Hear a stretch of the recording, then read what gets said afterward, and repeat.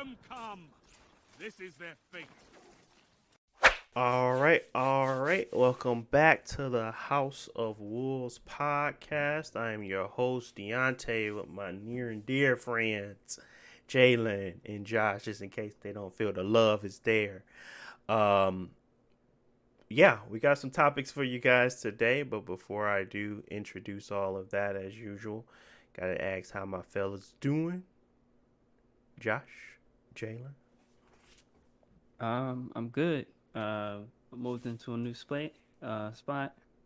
So I mean that took all my energy, and I want to rest, but I gotta get back to work this week. But I'm good. You know, it's nice to have a new apartment. I forget how I hate moving, but once you actually get into the new place, it's like, you want to go shopping and buy more furniture and stuff like that. So Yeah, gotta good. get that space all filled Make out. it feel like home.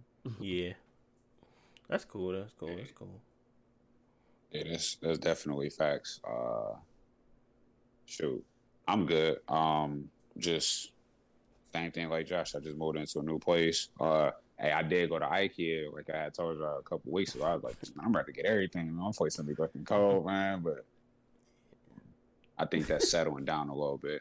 But yeah, man, I'm about to just came back from Vegas, got ganked up there. I mean, enjoyed myself up there, and I'm finna start my clinical rotation, start my second year tomorrow. So wish me luck. Yeah, man. What? Yeah, good luck. That's pretty much what it is. Good luck, buddy. I signed up for my COVID-19 vaccine. Oh, you did? Yeah, I was like, I got to. I'm about to, Okay. You got to get back in that clinic. That's why. Yeah, basically. I don't believe it, but Jalen might be one of them, y'all. So be on the lookout. It was funny because we was at Giant. Because I stay in the Ohio area. Oh, I stay in Ohio, but it was in Giant Eagle, and that's kind of the Kroger's for anybody that's, or the Myers or whatever. But Giant Eagle is here big in Ohio. And they just released the Kraken, basically everybody in that mother thing mask. And that boy, I was like, ooh, you disgusting. I was like, bro, I did not realize how dirty humans are until they took the mask off again. I was like, bro, stop coughing on me, boy. Stop getting away from me. Yeah. I said, man, back up, dude. I don't want you touching me. I know you got the Rona, you carry all types of germs and mutations. I don't want none of it no more. I keep my mask on and I keep my distance appropriate. Like, bro, I was thinking the other day because New York, they just removed that mask mandate as well. Mm-hmm. We were like, man, I didn't know how ugly people was. Man, mask. Not they ugly though. Dang, ugly boy. Who made you, boy? Oh my god. Y'all some Last of Us 2 characters out here. No, Dang, man. It wasn't the ugliness for me. It was more so to get the germs away. But yeah, man, they back in full effect now. Y'all better get the hand sanitizer. Keep it close. They all in full effect. We got some pretenders amongst us. We got the vaccine. Yeah, I'm sure you did. Bro, that's crazy, man. Like, bro, and I don't even mean to go on about this. Speaking of Vegas, bro, I was just talking about like how I wanted to keep my mask on, because like a lot of people wasn't wearing masks there, and I'm just looking like, I'm not vaccinated, so I'm like, let me put my mask on because I don't feel safe, and I know a lot of y'all probably not vaccinated either, but I don't trust y'all. And usually I'm the first person out, like I'm outside. I just need to stay away from people. Usually I put my mask on if I'm cut through crowds of people. Man, I was on Vegas, had my mask on all the time. I was just never looking like, man, I ain't vaccinated, bro. I got to keep this mask on, bro. Usually I'll be the one that want to take it off, but I want to keep it on. And it was protecting me from cigarette smoke. You know, people like smoking their lives away, them menthols, them Newports, them Parliaments, whatever they want to smoke, bro. I'll be like, man, Yeah, I was in that man. casino with you, man. I was in Hands that on mother that. guarded, bro. I'm like, man, I can breathe in my mask, bro, because that cigarette Like, smoke was tearing me up, dude. God dang, blasphemers! I was like, man, get out of here! You got there's those vagabonds, man. I was like, y'all are out here in full dress trying to kill everybody. I was like, They're nah, in I'm the good. field. I'm good on it, G. I'm so good on it. But yeah, man, they back out here. We out here now. We've been talking about getting back out there since this podcast started. Now we back out there. Now you Bump finally that. back out there, and I'm nervous. I ain't gonna hold you. I'm a little nervous, a little shaky in the knees. But what have I been doing? I ain't been doing much really. Just been playing the game as usual.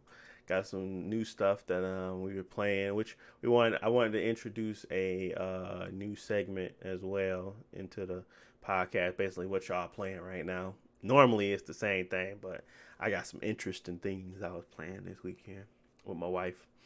I guess I can kick it off. First one I was playing was I was playing Catherine full body with my wife, and she did not like it. It wasn't much more I can do to entertain it. I was like, yeah, I didn't like it after my second playthrough. I played it once already. I didn't beat it, but I played it before, and I was like, these puzzles are really fun. And I was like, I want to see what the story ends. And for me, the story was just not the greatest. The story was not interesting, and it just didn't feel like your choices matter, even though you get 13 different endings. I was like, I can't choose to be mean to Catherine and mean to Catherine C and still end up with whatever I want to do or be by myself, kind of. But it felt like your choices were very, either you were a good guy or a bad guy, and there was no in between. But at the same time, your choices kind of predicted what you're going to be able to get to the next, and it wasn't like true to your, like, I felt like my answers couldn't be true to myself. It was basically just like they only gave me two things, and it was not like great. So I didn't really like it. Korean didn't really like it, but I guess I liked it a little bit more because the puzzles were pretty fun. You know, they got them little puzzles that you got to do to kind of get to the next levels. And I was sitting there really working through them as like I did last time. And that was fun at least. But I decided to pick that up because it was about relationships. And I thought it'd be interesting because we just finished It Takes Two Friday night. And we liked that a lot. But nah, it's not the same for Catherine. So, yeah. We've been playing a lot of games over this weekend. We've just been at the home, chilling, playing games. Decided to go do a little trail today. But that's what I've been playing lately. And Pokemon Snap heavily. Pokemon Snap with the wife as well. Okay. Did you play the multiplayer on Catherine? Nah, not yet. I was going to try it to see if I'm that good, but the puzzles was frustrating me already, and I was like, I'm pretty sure I'm going to suck at this. So I ain't tried it yet, but I just beat it yesterday. So, I mean, if I might jump back into it to play it, because I got the one where I could play as Joker. So, we'll see. Oh, okay. Mm-hmm. So, like, I remember, I never played the first Catherine, or I guess the original version of it, but I kind of had like a premise of it. My brother, he had played, and I used to watch him play it all the time. And I think he honestly quit playing because he got scared of this one puzzle. I think it's like this dead baby or something like chasing you or something in one of the puzzles. I think he was scared about that one. But anywho, that's neither here or there. When you said the other Catherine with the Q, with is that like, I know you said it was like, you know, it was hint, but like, does that have anything, like, you can't determine that? Because I kind of felt like one Catherine obviously was like a demon or whatever, so I felt like you could kind of manipulate her a little bit, but I don't know if you could manipulate the story. And I don't know if that other Catherine, the new one, was like something that was contingent upon the story, or was her role that she was playing to say. I don't know if that makes sense. Well, like, she was put into the game after the fact of the first Catherine. She was like this separate character. She turned out to be an alien, but she was a boy alien. But she looked like it looked like a girl at first, and then you finally, for some reason, I forget. I think she was bathing, and you find her like she fell or something, and she was naked, and you could see that she was a boy. Gotcha. So she was like an addition. She wasn't in the original story at all, and they added her in as a new playable character, not a playable character, but as a new pathway to go about. That's why they had like 13 or so endings, because 3 of them was for Catherine with a Q. So do she show up at the bar, or they got like She shows up at the bar. She first introduced to you. She's running away from, and this is spoilers if you guys care about Catherine, but basically she's running away from her brothers because she realizes she lost her memories or whatever, and she didn't realize she was there for a mission to do something, and she was running away from them, and you save her, take her to the bar, and she starts to play piano, starts to work there, and you get her apartment next to yours. And that's how you introduce to this character and kind of go down that path if you wanted to romance her and be with her. So that was a character they added, an addition that wasn't in the first one. That's when I was in full body. Otherwise, you could still play it as normal. They had some things that made it easier. Like you can actually do a redo. Like if you mess up on a block move, you can redo it right then and there. You don't have to start all the way over. So they had redos or undos, which was really good and helpful because you didn't have that at the first. They had checkpoints they added in there, so you can have checkpoints for the climbs. So it made it a lot easier and accessible to people. So you could turn that stuff off too, but I mean, why would you? Yeah. But yeah, I enjoyed it. I enjoyed the puzzles. The story, not so much. I think the new stuff with Catherine with a Q was implemented better than the old stuff to me, because it just seemed like no matter what you did, you was always going to be a cheater. You was always going to be in that predicament, and it was kind of like the predicament was unavoidable. Even if you tried to break up with her immediately, even if you tried to stop this from happening immediately, it's like they don't give you the option to just say it's over. It's kind of like they put him in these stupid predicaments where he has to continue to go through it, and we don't like that we don't have no choice in that matter. So we can enjoy it. I think that's probably the biggest problem with it, with being like a relationship game, because like a Telltale game, like you can end it. They usually give you an option to end it early. Like you can like miss a lot of content, whereas Catherine, you got to go through the whole story and go through all the levels, and there's no way to like skip it or miss stuff. Yeah, I feel like the big payoff is what you get, where you get the like your actions kind of make a difference, but you can't tell where those actions even lie, because it's so like I was just at that point I was just showing in my answers. I'm like, it don't matter, y'all not gonna let me break up with Catherine with a C and just be with Catherine with a K right now. So what's the point of me even hitting these right answers or being a bad guy or a good guy? Because at the end of the day, it don't feel like it matters. But I end up getting the ending. Yeah. And I think I got the ending with Catherine with a K. I begged her to come back, and she came back, and we got married. I think that's what happened. And I was like, I don't even like you. Oh, yeah. Whatever. I think that.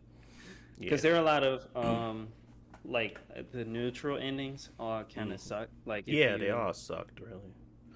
You can break up with Catherine, and she start dating your friend, and you don't get the other Catherine and stuff like that.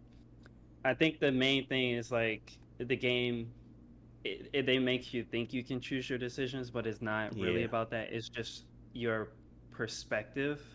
Yeah. Like, you change your perspective on the events, but it's not like you're actually making any difference. For example, Vincent doesn't, I forget, in like some of the ways that the story goes, Vincent doesn't cheat. He considers it, and because he considers it, he's a cheater. And whereas it's a different way that you go, he does cheat, and so because he cheated, he's a cheater. whereas it's kind of dumb, but like yeah, if you're like you go out with somebody, you go on a date and you don't actually go all the way, but you still went out with that person, it is still Mm, compromising your relationship. right. So it's not changing the story, but you're supposed to, I guess, like role play it. But yeah, that's the problem with it. Like a lot of people, if it doesn't connect with you, then they're not gonna like it. Yeah, I think that's what happened there. So that's what I was kind of playing this week, as well as It Takes Two, because me and my wife again, we just went on like a little marathon of video games, Pokemon Snap and stuff. So, but Catherine was the thing we recently finished, and I was like, not so much liked. But what about y'all? What y'all been playing? Uh, I've been going through the Mass Effect games, because I picked up the Legendary Edition. It was like 2 weeks ago, and Mhm.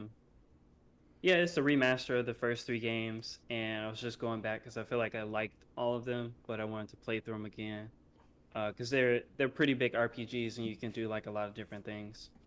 Um, Mass Effect One, I liked a lot. I still like the story, but I feel like even with all the additions, it's still pretty like dated.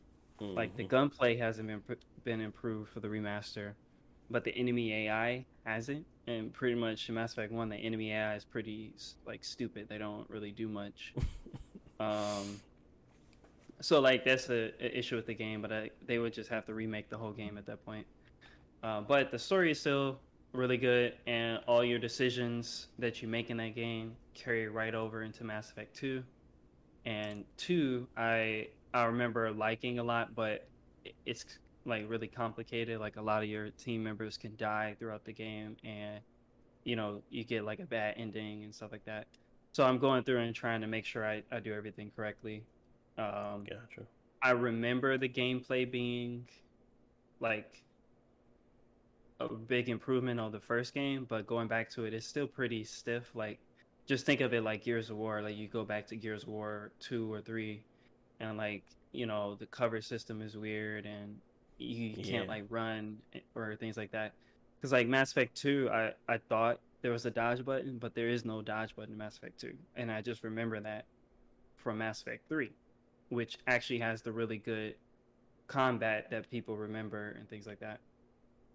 Um, but because of that, like I saw those issues like firsthand, and I remember like, oh, it is kind of nostalgia that the game was that good. Like the story is still that good, but the gameplay is not. Um, I went back to Andromeda just to see like if this, if they actually made any improvements, and it is decent. Like I think most people hate the story and the I don't want to say hate the story, but they don't like the characters and the story as much as the first three games, and I agree. But the gameplay and things like that is it's kind of an improvement. It's more open world. It feels more like something like a Borderlands where you're going around getting loot and shooting stuff. Um, so we'll see. I mostly just been playing the multiplayer because they didn't include it in the remaster, Mm-hmm. and Andromeda still has their multiplayer running, and people still play it. So I just jumped on that because I like the classes, the abilities, and things like that. Because there's a lot of games that came out that tried to mimic it, but they just didn't do well for some reason. Like Anthem, like it was interesting with their abilities that you had, and you can do the combos with your teammates. But you know, Anthem failed, and I think I eventually get around to Outriders. But I feel like if Andromeda is fun enough, then I feel like I have a game that already fills that spot. Like it's a space shooter with abilities and you can teleport and stuff like that. So I might just stick with that. So we'll see.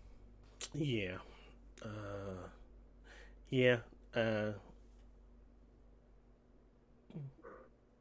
yeah. I ain't really got nothing to say on that one because I don't really know about anything about Mass Effect, to be honest. I know that Mass Effect was interesting to y'all, and a lot of people loved it. So I'm gonna leave it at that because we already discussed it. I But mean, you what? play Andromeda and like it still has issues. Like I probably wouldn't recommend people just pick it up on PS4. Like it might be cheap, but there are a lot of issues with the game. Whereas like if you don't play the enhanced or improved version of it, you might not like it. Like they put it on what was it, FPS boost, so it's gonna run at Yeah. a 60 FPS. So it might be a better experience for you on Xbox. But if you're just gonna buy it on PS4, it's probably not worth it because it's Gotcha. you know You want the not as good mods as to the other kind of games. You might as well just better. buy the And that's what I Legendary was thinking Edition about. The same thing and with play it on PC. Yeah. Cyberpunk. So I was like, I want to play it again, but I want to play it on PC for the mods. But once it kind of gets better, so I'm gonna wait until hmm it gets a lot better, like more actual official, I guess Patches. official pitches. When they put the DLC in, then I might pick up and play it again through on the PC and then play the DLC like that versus just playing on the Xbox. I mean, it depends wherever I want to do it because hopefully the DLC is free because the game is in such a poor state. But we'll see. Was you gonna pick it up? The Legendary Edition, Jayla? I don't know, and that's why I was about to ask. Like, I know I had talked to you a little bit about like, did we just play Mass Effect 2 or 3? You know what I'm saying? The Mass Effect series just in general. At a certain point in time where it didn't feel as stiff, and did Andromeda just not evolve enough with the times? And we just thought Mass Effect, the original series was way better just because Mass Effect 2 run way better than Andromeda. They so stiff in this game, but in hindsight, we didn't realize how stiff it was because it was acceptable for the times and stuff. So, because I feel like Andromeda got a lot of backlash for some of the stuff, but I didn't know if it was completely valid or for it's just nostalgia because I think Mass Effect was a good game as a whole. Mm-hmm. And I think it told a good story. It gave you a lot of direction in your story, I guess, and how your characters are handled and things like that. Mm-hmm. But I just didn't know if Andromeda just messed up in multiple areas or because I mean Andromeda came out in what 2016, 2017. I think it was like 2017 that came out. 2017. Yeah. Yeah, and I mean we done played Mass Effect 2, Mass Effect 3 back in 2010, 2009, 2011 around that time. And that's a huge difference. Well, that's a large point in time, and we playing on a better console and stuff like that now. So, as a game, did it just not age well, basically, and they using the same kind of Like engine? I remember when Andromeda came out, people complained about the face animations and stuff like that, or like just weird animations in the cutscenes.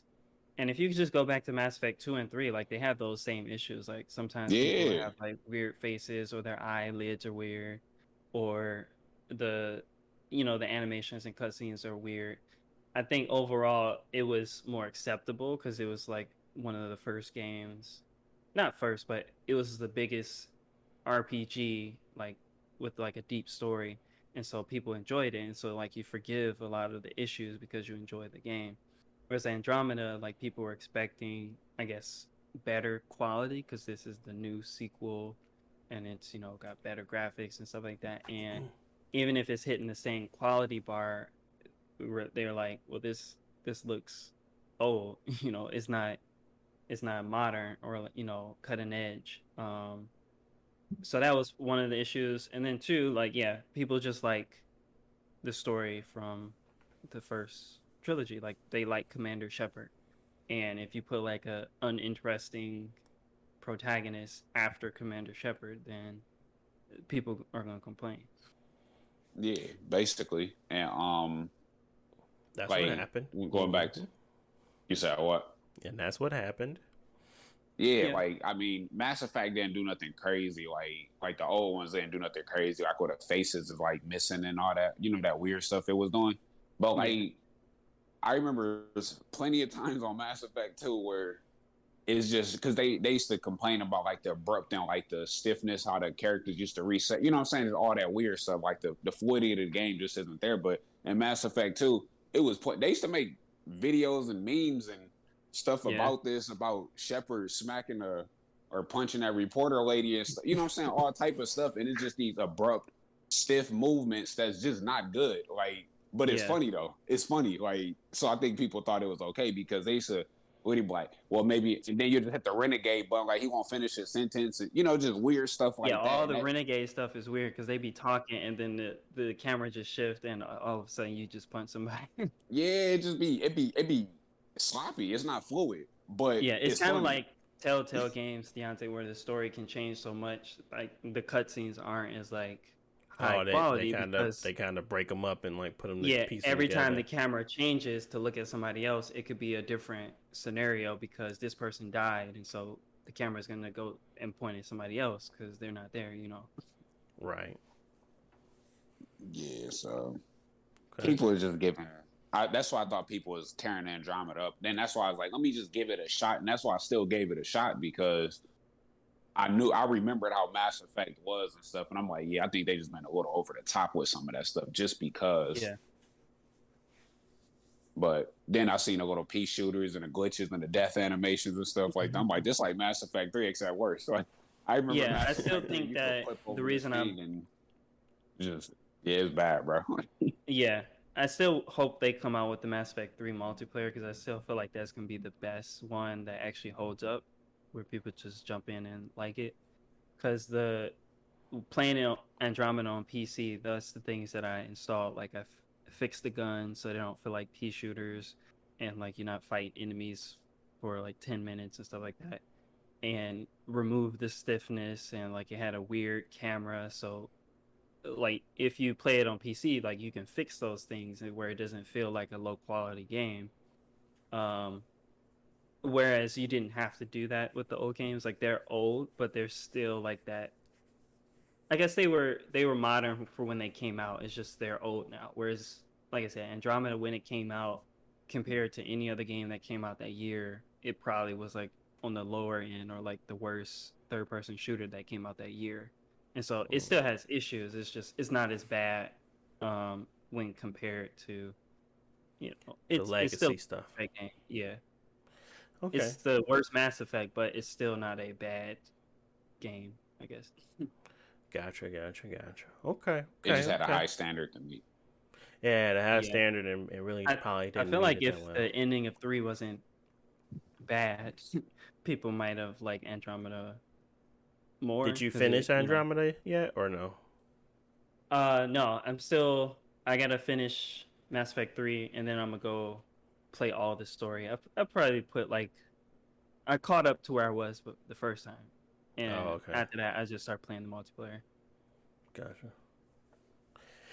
Okay. What about you, Jalen? What you been playing?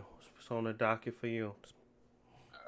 Yeah, no, I just be playing unsensible games or just random games for no reason. Nah, I ain't really been playing that game. You said what? Then you finish Okami.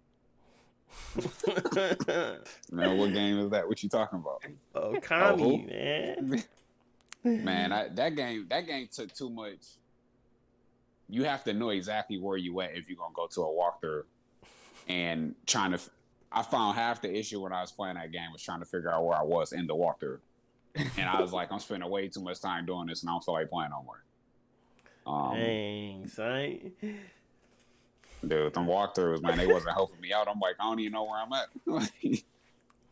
So, but I ain't really been playing much besides like Apex. I was on vacation and stuff like that, so I was playing Dragon Quest a little bit on my Switch. Dragon Quest 11. But that was really about it. I mean, I already beat Dragon Quest 11. I just wanted to play the definitive version and stuff like that, just because I liked it the game enough to play it again, and it's portable, so I don't have to sit in front of my TV and just sit there and play it. If that makes sense. Did you get to the new content yet, or like the stuff they added? I don't even remember what they added now, to be honest with you. I played the first Dragon Quest back in 2017 when it first came out, or end of 2018 when it first came out. So I don't really remember what they added, and I've been playing this Dragon Quest for about, this game came out in like end of 2019 maybe, so probably about like 2 years I've been playing it almost. I think it's somewhere in there. So I don't even remember what I did and what I didn't do. So, or what's new and what's old and stuff like that. Yeah. So I didn't beat it though. so what's the I guess what's your favorite parts about those Dragon Quest games? Because every time I play it, I don't know what's going on in the story. Most of the time, the mechanics seem pretty simple. So what's like some things that you gravitate towards to when you playing those Dragon Quest games? Uh, I don't know, to be honest with you. I think the main I would play Final Fantasy probably to the same degree if it was a little bit more portable and they had like a decent looking Final Fantasy game. But I think my favorite thing about, man, y'all know I love Dragon Ball Z, so I like the art style in the game. I also like the the simplicity of the combat system. It's not like, it ain't super like um it's not like how Persona is. Yeah, it's not super like complicated. Um, and I don't know. I don't really know. Like it's just a solid game. It's not like great in all areas and stuff like that, like perfect and stuff. It's just a solid game where I don't mind playing. It don't take a lot of brain power. I can pick it up and put it down. Yeah. It don't take like a huge investment versus Okami. Hey, where I'm at in this walkthrough again, I ain't played this game in 2 months. Let me figure out where I've been at. I can't do that with Okami and stuff like that. So that kind of gets a little bit of annoying. The game got some longevity to it, but I don't like all Dragon Quest games. And I was actually looking something up today about Dragon Quest, about the turn-based system in it. So like I said, I only played Dragon Quest. I played a little bit of 4, I think, and then I played 7 and 8, and then 11, and all of them had you pick all your commands for all your characters. Basically, it's like an input phase, and then they go into like the battle phase. So like, you basically need to, if you're gonna heal, you need to choose somebody that's gonna heal. And if the person attacked before you, they might kill your character, and therefore your heal not gonna work. So it's kind of like a wasted phase. Versus Dragon Quest 11, you pick what you want to do with your character, and they do it as soon as you pick it. So I don't know if that makes sense. Everybody got to kind of put in they got to throw down their bet essentially. Yeah. Oh, so it's And kinda that like got how- annoying. gotcha. Wasn't it like Final Fantasy X where you queue up your moves? They don't do it right away, right? I think 10 they did it. I felt like 10 they did it. I don't. Oh, they did, and it just changed who was next. Yeah, that was right. Yeah, sometimes you can do something and then it might switch your party order or something. The thing that Deontay ain't know what that was on the left hand side of the screen the whole time of the game.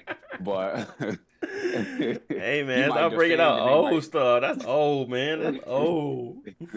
you might I- defend and T to I drop beat down the 2 game, spaces. bro, without knowing.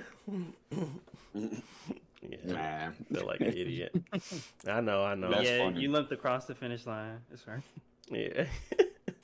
yeah, that thing was a little inaccurate sometimes, because sometimes if you do a certain move, sometimes it say you're gonna go here again, but then it might drop you down a couple spaces. But but going back to what I was saying, I do like that about Dragon Quest 11. I don't know if they're gonna do that for 12, because 8, I remember plenty of times I try to heal somebody, they're like, nope, they got killed this time, so that heal was pointless. Or I try to use like this little thing like to buff my dude, but the dude, like the enemies, they could do this thing that basically wipe out all buffs on the screen, and so you would do your buff and then they'll wipe it out. Or sometimes they come out handy because when they wipe out all the buffs, you already choose to do your buff, and then they'll wipe out all the buffs and you'll go after them and then buff them up again. So it was just different. I don't know. It's a straight game though. Yeah. I think so basically what I'm hearing is that you like those types of because it's turn based, right? You like those turn based RPGs where you can like get up and just kind of play simply, but it still has an engaging, at least mechanics and some engaging story, at least a small some good story, or art design. That's what I'm just hearing from you. Yeah, Dragon Yeah. Quest, it's a nice game to look at. Like, it ain't ugly or it ain't pixelated like how some of the old games. Like, it's just a cool, solid RPG. Because there's not a lot of good RPGs out there, to be honest with you. And usually, if you go look at the RPG's fan base, they the people that like Octopath Traveler, and they like the little 2D, the overworld. Like, they like that type of stuff. So it's a bunch of those games, but it's not a bunch of games like Dragon Quest or Final Fantasy where where you can just pick it up. Like the last turn-based Final Fantasy game was what 13, and where you gonna play 13 at? Nowhere. Like, so it's just stuff like that. So people are happy about Dragon Quest 3 remake because they're like, yeah, man, y'all keep making these games like this Octopath Traveler. I'm gonna buy them all up. Like, I don't care what game y'all make, just because they like that stuff. Yeah. I was gonna ask you, Deontay. I know that you really don't like those games, but you do like anime, and I think that it's not just the art style, but those games are sort of set up like anime episodes. Like the thing that I kind of did and didn't like about Dragon Quest 11 is it's very simple, like you said, because the combat. But the thing is, you also all the quests are just like an episode. Like you go to this city, you know, it's a issue. It's a bad guy going around stealing people, you know, money or something like that, and they got to figure it out. And then you figure it out, and you leave and go to the next place. And like that's kind of the thing. And then eventually you get to, you know, you fight the rival or you fight the bad guy and stuff like that. So it's really just like a game, like an anime story, just in a game sense. So they try to keep the combat pretty simple so people can just go and enjoy it all. Which sometimes people want something a little more like refreshing or new or not as like formulaic, but if it works, I guess that's why people just keep gravitating towards it. Yeah, I think it's simple. I think it's always going to be the time amount of time that I have to put into those games, and for me to put that amount of time into it. And that's it with anything though. It's like, you know, watching 1,000 episodes of One Piece. Yeah, 1,000 episodes of One Piece. I'm almost finished with Never Promised Land or something like that. I just started that like yesterday. So I was just watching television, and that show was crazy, but that's not here nor there. It's basically, I'm just saying that it takes some time, and sometimes I don't feel like getting through the middle stuff to get to the end of the episode. Like sometimes that stuff gets repetitive for the point where I don't want to play it. Like anime you can just skip the episode. Yeah, you can't do it in the game. You can't really do that. You have to like really go through it. I'm just like, okay, I don't even like this episode. I can disengage and kind of look at my phone and then go back to when I'm engaged again. Versus that, I got to stay engaged because I got to keep doing it unless they got me like where I can do auto. But at the same time, that's not like really, you're not getting your money's worth when I feel like it's gaming, because like you're just letting the game play itself. So, but kind of. I kept Dragon Quest 11 on auto. And I only took it off auto in boss fights. Yeah. Well, that could work for you too, because you just like, you enjoy certain parts of it and you don't really need to do that part, you know? So that makes sense. But for me, I feel like I liked Final Fantasy VII, the remake. Probably wouldn't have liked the original because I didn't want to play in that type of style, but that one had me engaged and I was able to fight and continue to move forward.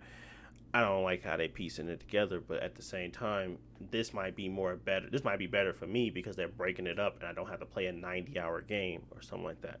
So at least it's helping ease the amount of time it takes to play these RPGs, because even though that was 40 hours, it was tolerable because I was doing things, but at the same time I was in one area. So it was tolerable for that, because it wasn't like I was gonna spend like 90 hours playing that game and for the end result not to be fulfilling. So at least the end result was fulfilling. At least the time that I was playing it felt like I was doing multiple things. So I liked Final Fantasy. I probably wouldn't like I'm not sure what it'll be like, you know, moving forward, but this one at least I enjoyed to completion. So it's Dragon Quest, that seems interesting to have those episodic things. It just has to be something that I'm interested in actually playing, because just the same thing with like Ni no Kuni. I want to play that game, but it doesn't. The story isn't as engaging as I thought it would be. So as I'm learning the mechanics, I'm like, okay, I'm learning these mechanics, but is the story going to keep propelling me forward to continue to play? And that's the whole thing about it, really. Just, is the story good enough? I think Final Fantasy story was good enough. And I liked Cloud as a character, and it graphically it was appealing. So as he meets certain things, but really, I played Child of Light, and I liked that game a lot because it had solid gameplay, and the art style was pretty unique to me, and I just played that through, and that was just kind of like this. It was similar, but not really. It was like very small RPG type deal, but it was fun. So it just depends, I suppose, whether or not I like a time sound bite or if I want to play something really really long. I feel like RPGs don't respect your time most of the time, so that's why. No, that's true. It definitely chop it up. And then I think with some of the stuff, just going back to like Dragon Quest and like you said, like the middle episodes, those sorts of things. Some of the stuff is straight. Some of the stuff you can't skip. Or I mean, you can't really skip it, but it's not like some people would say it's like a dull story. Like it's just obviously this chosen hero. He need to go beat the bad guy and stuff like that, and then you just do little pointless things along the way and stuff like that. And I remember telling Josh, the first half of the game is more episodic type of thing to help with your grand. You know, you run into somebody, like, oh, you know this person. Oh, I only know a little bit about him. Then you go somewhere else, and then you find another clue about the big guy, and then you know what I'm saying. But you helping other people along the way, and then the second part of the game is more focused on that part, and then that's when you just doing a whole bunch of stuff that goes to this part, and then the tone of the game changes and stuff like that. And that's the part that I enjoyed. The tuning exams don't start till halfway through the game, but you just gotta get to know everybody and talk to, visit all the world, so that when you get to the tuning exams, you understand all these people because you already met them. Yeah. So, and you can't skip that. So, like the beginning before the tuning exam. So, yeah. No, that makes sense. Yeah. I don't know. I just, it's an acquired taste. Just like open worlds now. I'm hating those, but I am super excited about Far Cry 6. Just because Horizon, I'm super excited about. Not super excited about Horizon. I feel like they're not going to have the gameplay I want, but they're going to have the graphics, and maybe the story will be decent, but the gameplay doesn't seem to be as refined or as updated as I would want. But as long as they refine what they had before, it was always fun for me at that point. I don't think it won't be fun now, but I was kind of looking for more of a Zelda open world-esque type game where you could go anywhere, climb anything, but that's not happening. So a little disappointed there, but those are the things I kind of that gravitation to. Xenoblade, stuff like that, but that's still a RPG. But I don't know, they have to kind of again respect your time.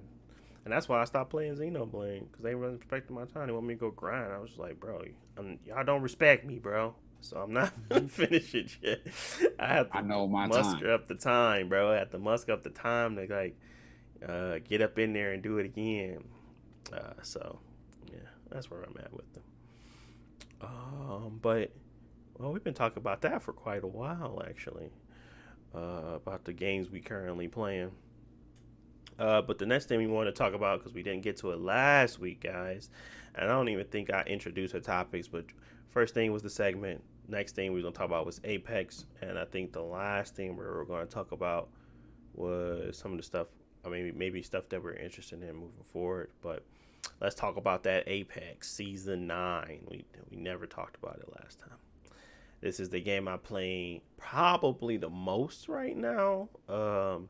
Completely stopped playing Destiny, which is good because that game it's for the birds at this point, man. I feel like I climbed out a rabbit hole. To be honest, I'd be like, bro, there's nothing here for me that's worthwhile anymore. Y'all y'all beat the Crucible to death at this point, and y'all don't put new maps in. You don't help that community in any way. Stasis. I'm done. I'm done. So I haven't played that game in like a month and a half. I haven't even turned it on for the new season. And I've been playing Apex, man. Apex has been my competitive fix because they actually care about their competitive scene. So yeah, but we got some new stuff with her. We got Valkyrie. We got We got World's Edge back. We got a bunch of updates to characters. Loba got her rings are finally fixed. Her jump drive is fixed. A lot of stuff, man. Give me some highlights, guys. What's some of the things that y'all was like, okay, y'all seen something in the game and they're like, okay, that was decent, or give me something that's like keeping y'all playing this game in general. Man. Oh, you can go, Jalen.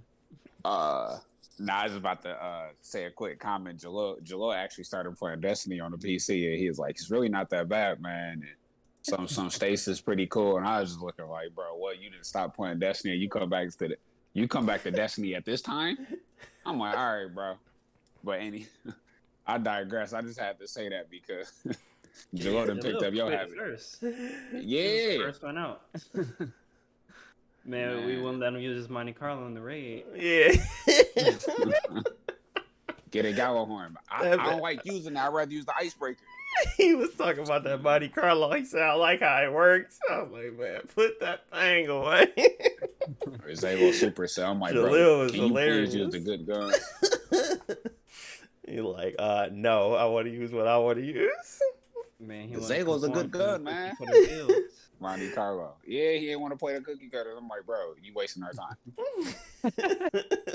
You wasting our time because you don't want to play cookie cutter. You see us. Man, anyway, like, and it's always going to be there. I just, like, I can't do it right now. Like, the game is in a terrible state for Crucible, and they don't care. So, why should I care about your game right now? I'm more than likely going to go back to it when they fix it. They take stasis out sometimes, like they did some stuff to it, but I'm just like, I am so, disgruntled with you guys right now. I'm just not gonna play your game, not for a good year, maybe a year, and maybe more. But right now, I'm just not doing it. But yeah, Destiny, interesting, but Apex, better. Give me some highlights. Give me some stuff y'all liked about this game.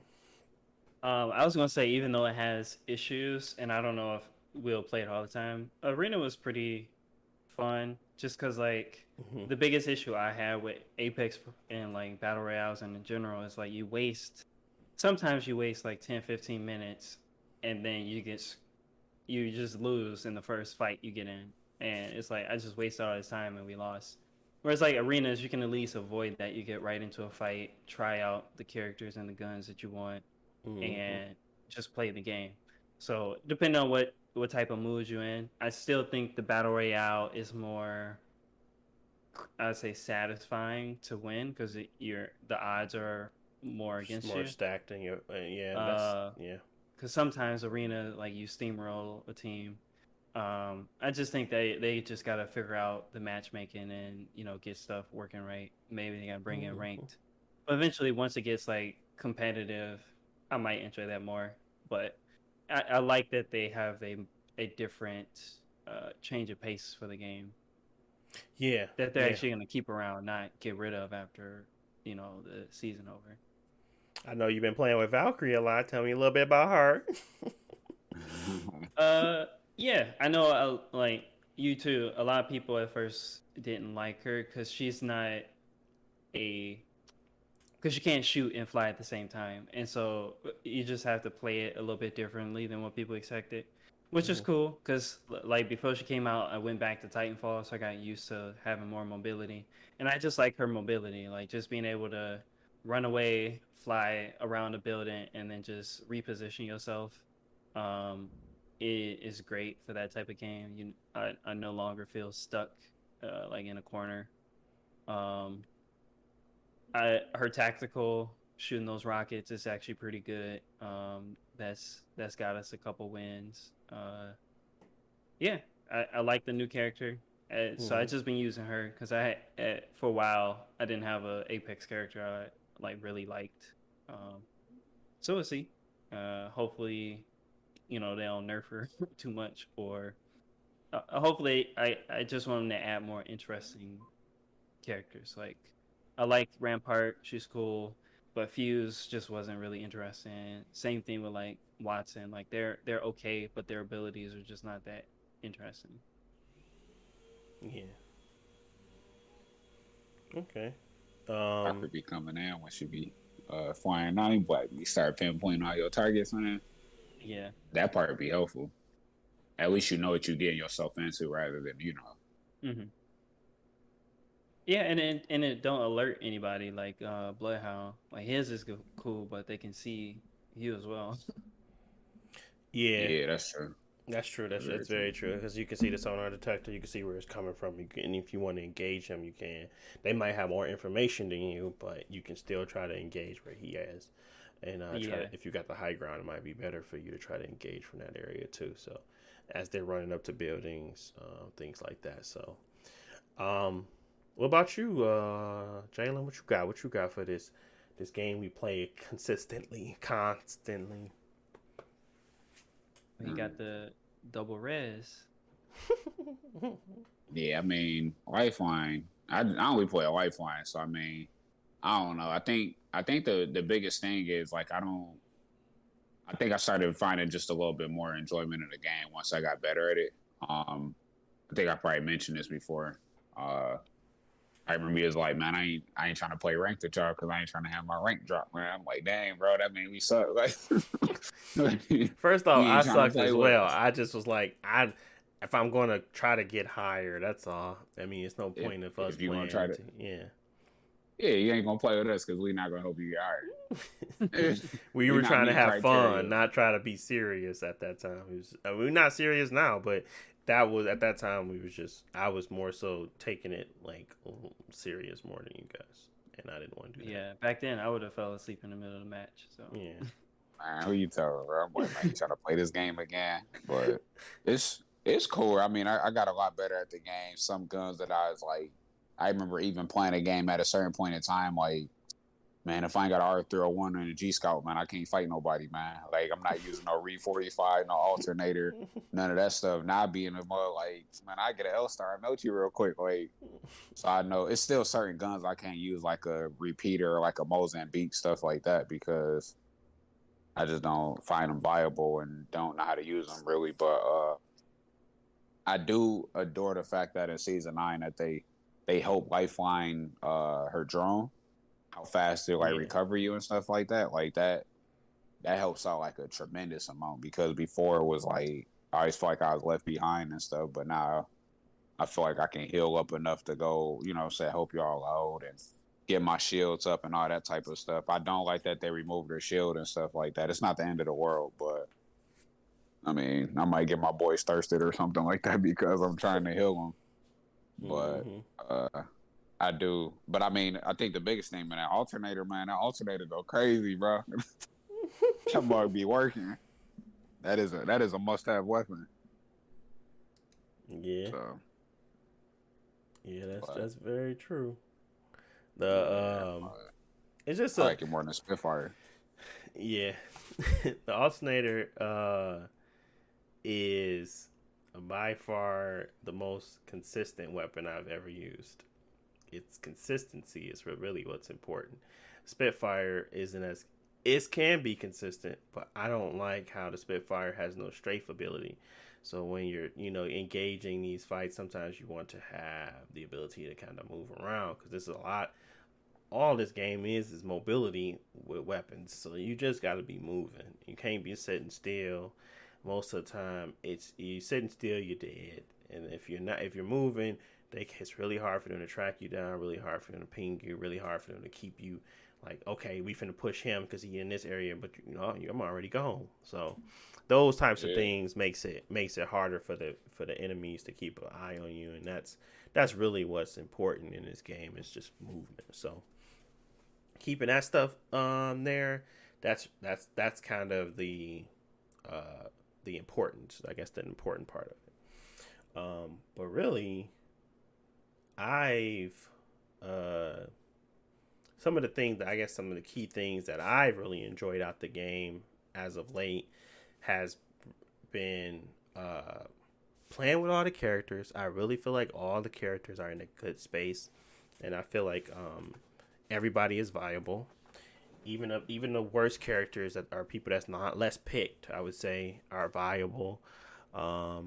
They buffed my girl Loba. I really wanted to main her for a long time, and I feel like I can now because of her tactical, including her ability to position and get people a lot of items quickly and ammo and stuff we need if we want to switch off weapons. If we got to fight now into a long range engagement, if we got to fight in a short range engagement, I can switch off weapons and kind of play off of what our needs are at that time because Loba is that capable.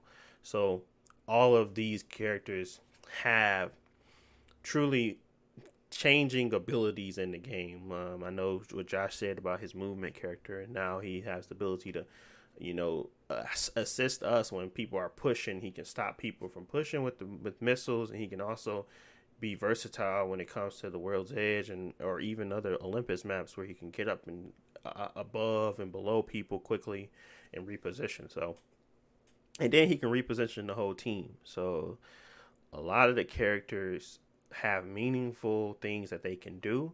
Is it like necessary for you to pick the character? No, but it's definitely helpful, super helpful. So you can still be cold with a fuse, but if you got a tactical where you can get away from people, or you got a tactical where you can reposition properly, or if you got a tactical where you can pick up your boys without having to defend them, or you can defend and pick up at the same time. Those are beneficial moves and beneficial things that you can do. So Apex feels really good to play because everybody has a role to play. Even if you switch off to somebody else, you still have a pretty meaningful role to play at that time as well. And that's what really I enjoy about, and it's competitive. People really play it to beat the next person, and it's like a adrenaline rush every time you clear a whole squad and you go into a next fight and you moving right, and you got your your shield swaps on deck, and you moving.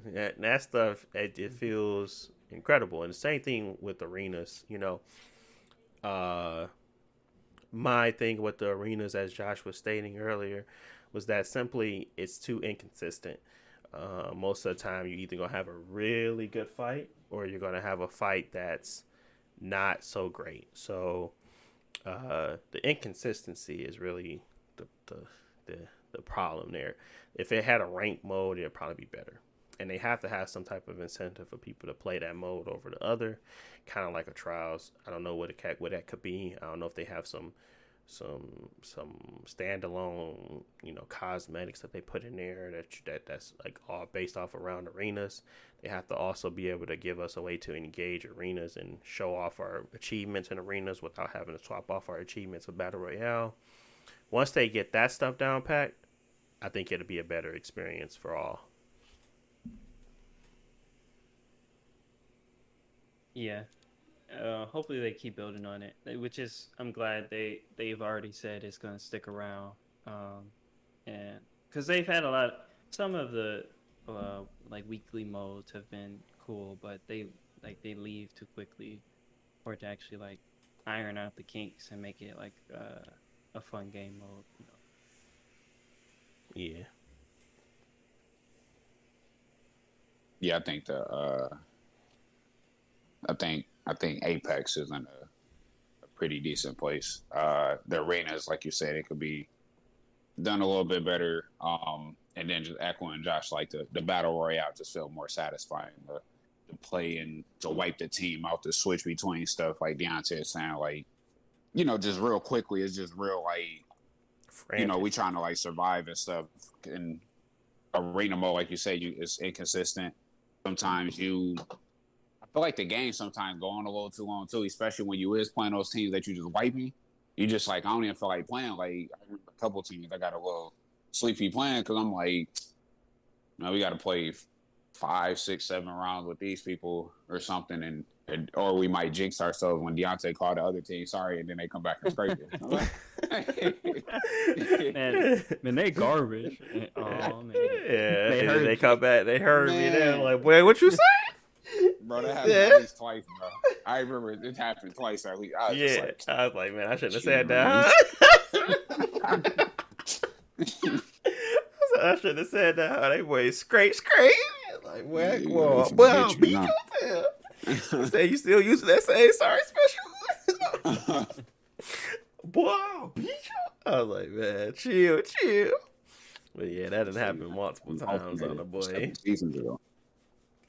But you know, I think yeah, like y'all was saying, inconsistency, everything. I agree with you guys, and I think it's a good mode to have though. It definitely breaks up, like Josh said, the monotony of just playing battle royale consistently. But only time I'm playing it is if I'm getting rewarded in a meaningful way, like that skin I was looking for Bloodhound. I'll go jump into it, but I'm not playing it for pleasure right now, and that's kind of weird because I'm playing battle royale, but I'm not playing that one. I just think the adrenaline rush is a little bit more consistent in there when you're playing battle royale versus when you're playing arenas, until they kind of can match that or make it meaningful to play. Then I don't think it's going to be as engaged as much as they would want it to be. It's not going to be a 50-50 split, definitely. Probably like 70-30, so something like that. So it's definitely something that they can work on, and I think they definitely can pull it off. And if anybody can, they can do a good 3v3 mode. So I'm looking forward to the next improvements on that, and going from there. So yeah. What else do I really like about Apex Season 9? That they got World's Edge on there and took off Kings Canyon. Yeah, definitely. After you let King's Canyon set in the light a little too long, you start to realize it ain't baked correctly. But yeah, I definitely like World Edge. Is probably one of their better maps. I'm not gonna say it's the best because I really like Olympus, but both of them are really like. I don't have a problem playing either at this point. I know where I want to go in Olympus. I know where I want to go on World's Edge. It may not be the best. And that's one thing I also wanted to talk about is dropping hot versus dropping normal. Because I am consistently dropping hot. And that's a debate I kind of want to talk about is what do y'all feel is the best strat for when you're trying to first get initialized into the Battle Royale game? And when you're first trying to like just get in and get some loot, do you feel like dropping hot is meaningful, or do you feel like it's a inconsistent type of gameplay? I feel like it's.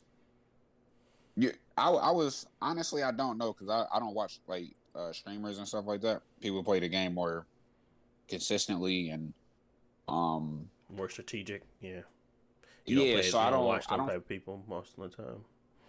Yeah, so I honestly I feel like dropping hot is probably. I think it's like a high risk, high reward type thing. Mm-hmm. And if you want to play like from a strategy standpoint, you want to get your RP points and stuff to level up. You can just get that, as far as I can tell, by just basically staying in the game as long as possible. You don't really need to engage. Is that fun? No. Like Josh has said, running around, getting all your loot, running into the first team after 5-10 minutes of playing against Scrape, that's annoying. I'd rather just drop hot and at least get some fights in, and lose fighting in the first 5 minutes rather than running around and getting scraped and stuff like that. At least I got a fight in when I first came. Do I think it's like the best thing to do? No. I think depending on how many people is going there, Yeah. I think it depends. Like if it's the blue light on it, for like the better loot and stuff like that, I feel like it's viable to do that. But just doing to go to estates just because you want to go scrap and stuff like that, and you're trying to win a game, it's probably not the smartest thing to do. I actually played with some people and they don't like dropping hot. They go to the end of the map and stuff like that, but I don't like doing it because I ain't here to just keep hitting the square button. Like going through my menu and hitting the square button, I want to fight. You. I feel like we know the strategy to consistently win. We don't care for that strategy. It's a boring strategy. So, say for instance, you're someone that cares about stats, cares about winning. Do you feel like the strategy of dropping hot, but in a consistent area, like a synchronized area that we know very well, to try and win those engagements often? Because, like, again, we only drop in certain places on both maps, and it's consistent. It's never like different. It's never like we go anywhere else unless the ring pushes us to the point where we can't get to our consistent drop areas. We have 3 locations on Olympus, and we have one on World's Edge. That's it. And most of the time we can get to all areas without having an issue. But sometimes we have engagements where we're the third party. Sometimes we have the engagements where we are being third partied. Do you feel like there's a way to have a better chance of being that team that's always third partying versus being a team that's being third partied? Or do you feel like there's no real consistency or real rhythm to this game to kind of choose that scenario?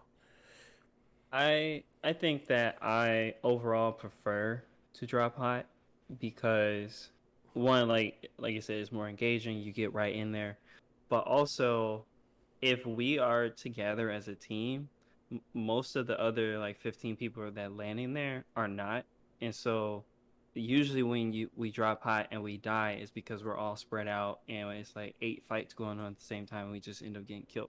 But if we're actually playing together and we have an area locked down, we usually win. And when we win, like we killed everybody, we got all the loot, and we're good to go. And now we can go explore and find the next engagement.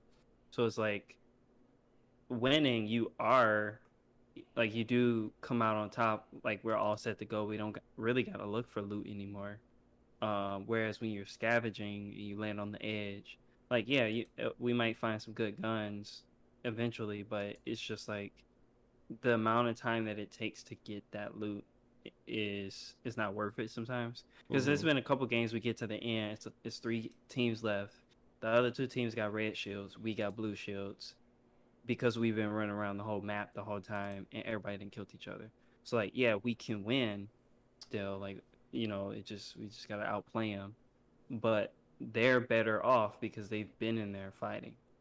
I mean, maybe the best thing to do is to land right outside the hot zone. That might be the best thing. Like, instead of landing at the estates, land, on the other side of the wall, and then go in. But either way, I think that is still the best area where the most people are because the winner is pretty much going to be set after that. Yeah. From what I've seen, though, from people playing, like, not as, like, professionally, but, like, to who play it and take it serious, like, they pay attention to that stuff. They know where the other teams are. They're waiting outside the hot zones, and they're watching the kill feed. So if it's, they see two people go down, they'll run in there so that they can third party because they already seen, 3 people are down. So we just got to clean up. Gotcha. Yeah, I think that's true too. Yeah. So my idea of a good drop, and I guess I got you guys' idea of a good drop. My idea of a good drop is to drop close to, and that's what I try to do on each area. The real estate area that we always go to, the states area. I always try to go to a hut before I go to that middle area to try to get a spot that can get some type of decent amount of loot before we go and engage into a fight. And then the same thing with the World's Edge. I drop in the area to the side of the really hot area where most people go and play King of the Hill, so I can get some loot and then go try to fight those engagements.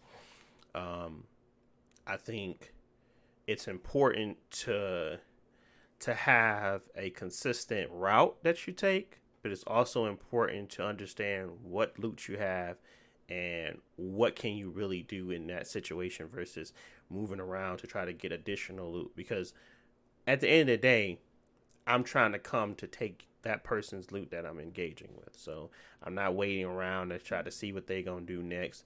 I'm really trying to beat them so I can take their loot and keep going on to the next person. So my fight is always pretty much aggressive. It's like I'm an aggressor. I'm always going to push versus try to sit back and wait.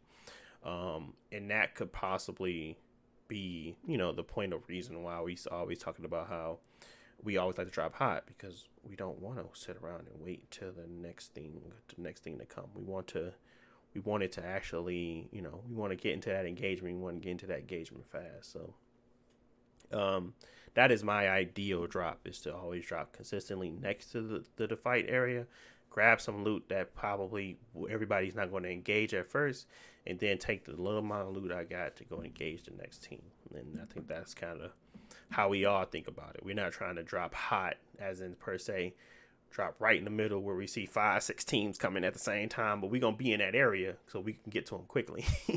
And that's kind of having that consistency in that drop is important, but it's always going to be in a hot area. It'll never be in an area where I feel like, okay, I have to deviate at least 120 meters to come back to this. I'm not going to do that. I'm going to drop 30 meters away, 40 meters away, and try to get to that engagement quickly. That's what it is. And I think that's a good thing and a bad thing. I think we engage with a lot of more fights than often, so it helps us when we actually get into late game fights. We're more consistent with, if we get to the late game, we're probably going to win because of our ability that we now have more and much better loot, and we have fought in engagements. And most people that's in a late game, sometimes they either not as consistent when they're fight engagements, or they don't have the ability to coordinate like we do when we're fighting, because we always are doing it in the early stages because we like to drop hot. So I think it's a win-lose type situation. What y'all think? No, I agree. I think that, I guess we don't drop the hottest that we can, because obviously it's a thing of who got the best angle, and Yeah, the we're not gonna run in like trajectory madmen. That's not what we're doing. That's not hot. Yeah. Hot is just more so in the areas we know where it's gonna be a lot of situations popping off. Dropping hot is that, versus like going to the edge of the map or going to a area on the map that's not seeing a lot of engagement. A lot of people don't think about going there. That's different. We're talking about dropping hot as in we're gonna go to the places where there's most of the time it's a fight. Estates, Hamlin Labs. We're going to go to the top of that little area in front of Hammond Labs. We're going to go into the turbine. But we're never going to run to the right and try to go to, I don't know, what's some weird places there that nobody usually goes to. Like Grave Mine, no area. Yeah, it's not like we're not going to go to those places where it's like a lot of big map with no people there, We're always going to try to find a fight, and if we redeploy, we're going to try to go find another engagement versus just try to hide and wait until the next thing to happen, because we always want to look for another engagement. So that's kind of like dropping hot, I would say. Dropping hot is that first initial drop, making sure that it's always going to be with some other teams versus just by yourself, which is fine to me, I guess. I was just thinking of it from a strategist standpoint, because I'm always thinking about better strategy or better ways to engage fights or better ways to think about the battle royale, because it is a rhythm to it. It's a rhythm to it, and you can get consistently better at it. Sometimes it is RNG where you just don't get a good weapon, and you kind of you're stuck with a whole team coordinated and really good at what they do. But sometimes you just can engage and win fights because people aren't being as consistent or are moving as well as you are. So that's what I really like. I like the finesse of the game, I suppose, more than anything, because you can finesse people, and that's highly entertaining. But yeah, man, I think season 9 is in a great place. What would you guys say to I guess season 9 versus season 8 versus season 7. I don't know. I think the last one we consistently played was. I don't even think I played 7. Yeah. So, Yeah, it was 8. yeah, it's a big improvement. It's what I've been wanting from this game to actually get me interested to where I want to play the whole season and not, fall off. So Midway. hopefully, I mean, Yeah. it's still early, but I feel like it's at a good start, and just gotta keep it up. Bo check, Bo. Keep that mug going crazy, right? That Bo check. That Bo check. Yeah, man. But I don't really got much else for Apex. I've always appreciated Respawn. I always appreciated what they bring to the table. I'm always looking out for their next ventures, and they put the focus on the gameplay first, and that's what I always appreciate. It's like, as long as the game's fun, people gonna play it, regardless of what else is a matter. Even if your servers are trash, if the game's fun, people would put up with it to a certain extent. I'm getting tired of servers with Apex, but yeah, I think they make the smart decisions when it comes to the gameplay and making it fun and making it enjoyable and impactful for everybody. So yeah, keep on with the keep on, buddy. I get a lot of money from me, I can tell you that. But just keep it up, I suppose. Just keep it up. But yeah, I don't really got much else to talk about. I don't want to go over this week. So what we gonna do is we gonna end it politely for y'all today. We're not gonna give you no more, no less. I mean, we talked about the topics we wanted to talk about. Huh? We covered a lot. Yeah, we covered a lot. I think we talked about a lot of stuff that we wanted to talk about today. It depends. I don't know. Maybe these things can become weekly, but we will see about that. I'm not sure on that just yet, people. But as usual, I want to thank you guys for listening. Appreciate you guys listening all the way to the end. If you got here, then you really you the real OG. I appreciate you and entirely. So I thank you for that. Anything y'all want to say to the people before we peace up out of here? Power to the people. Power to the people. Let's have some fun. My name is Commander Shepard, and this is my favorite podcast on the internet. Don't go punch no reporters because they say, "Well, you sure about that? You sure not the Joe Budden podcast?" You gotta punch a reporter. Renegade. Renegade. That's hilarious. A paragon. All right, guys. Thanks for listening. Talk to you guys in 2 weeks.